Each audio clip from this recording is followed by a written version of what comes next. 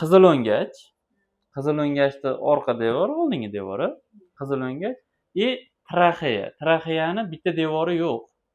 Bitta devori mana qizil o'ngachni ikkinchi devori.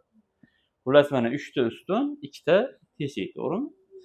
Biz ovqat yeganimizda oshqozonimizga tushyapti. Og'izda nafas olganimizda o'pkamizga tushyapti. Nimaga oshqozonimizga tushmayapti? Chunki ovqat yeyotgan paytimizda nima dedingiz-ku, hiqilloq tog'ayi nafas yo'lini bekitadi.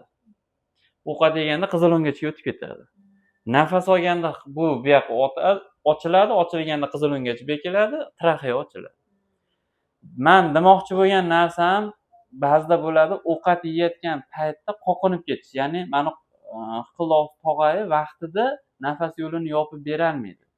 Ovqat massasi nafas yo'liga ketadi, yo'tal refleks hosil bo'lib, yo'talib chiqarib beradi. Ya'ni hali bo'ladi, qoqinishda, короче. Shu qoqinish paytida tashqariga chiqarib beradi u narsani. Xuddi shu masala bormi yo'qmi? Siz ovqatingizni o'tib ketmay, tomog'ingizdan o'tyapti. Ochiladi-da,